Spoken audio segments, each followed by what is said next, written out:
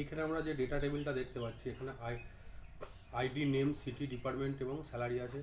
তো এখানে আমরা চাইছি কি না, এখানে আমরা যে সিটিটা এখানে লিখব, অর্থাৎ এখানে যদি আমি বারডোয়ান লিখি বা কলকাতা এখানে লিখি, তো এখানে যেটাই লিখি না কেন আমরা, তো বারডোয়ান যখন লিখবো তো এখানকার বারডোয়ান সিটির মধ্যে যে যে এমপ্লয়ি আছে সমস্ত ডেটা আমাদের এখানে চলে আসবে, অর্থাৎ এখানে ID, name, city, department, salary details চলে আসবে। তো সেটা আমরা কীভাবে করবো, সেটা করতে গেলে আমাদের ফিল্টার ফর্মুলার সাহায্যে করতে হবে। তো সেই ফিল্টার ফর্মুলা আমরা কীভাবে করব, তো প্রথম আমি এখান থেকে সিটিটা নেওয়ার জন্য ফার্স্ট এখানে ক্লিক করলাম।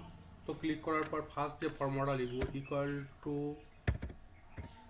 ফিল্টার অ্যারে অর্থাৎ টেবিল অ্যারে, এই টেবিল অ্যারেটা আমি নিয়ে নিলাম, যে টেবিলটা থেকে ডেটাটা আসবে, কমা এখানে ইনক্লুডস, অর্থাৎ কী নেবো আমরা, সিটি নেবো। তো সিটির সেল অ্যাড্রেসটা আমরা টোটাল এই সিটির রেঞ্জটা নিয়ে নিলাম, সিটি ইকুয়াল টু সাইন দিলাম। এবার আমরা কোন সেলের সিটির নেমটা লিখব, এই সেলের সেল অ্যাড্রেসটা দিয়ে দিলাম, ক্লিয়ার, ব্র্যাকেট ক্লোজ, এবার এন্টার। যখনই এন্টার মারলাম এখানে একটা এরর মেসেজ দেখাচ্ছে। তো ঠিক আছে, এখানে আমরা সিটির নাম লিখে দিলাম,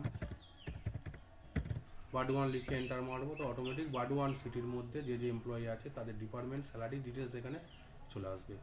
এবার এখানে আমরা চাইছি কি, যখন কিছু হয়তো এখানে আমি আবার জাস্ট মেমারি লিখলাম, তো মেমারির মধ্যে যে এমপ্লয়িরা আছে তাদের লিস্ট দেখা যাচ্ছে। কিন্তু যখন এখানে ব্ল্যাঙ্ক থাকছে, তো এখানে একটা এরর মেসেজ দেখাচ্ছে। তো এরর মেসেজটা আমরা যদি তুলতে চাই তখন কি করব, এখানে যে ফর্মুলাটা লিখেছিলাম, এখানে একটা ইফ এমটি আছে না, ইফ এমটির এখানে কমা দিয়ে ডবল কোটেশন দিয়ে দেবো, দিয়ে এন্টার। তো ডবল কোটেশন দিয়ে এন্টার মানে মনে হচ্ছে ব্ল্যাঙ্ক।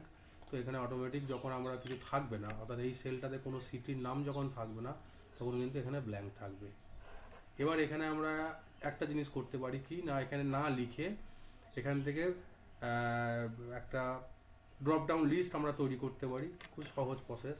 এখানে ক্লিক করলাম, ডেটা ভ্যালিডেশনে ডেটায় গেলাম, এখান থেকে ডেটা ভ্যালিডেশনে চলে এলাম, এখান থেকে অ্যালাওয়ে লিস্ট নিয়ে নিলাম, সোর্স এখান থেকে সিটির লিস্টটা নিয়ে নিলাম।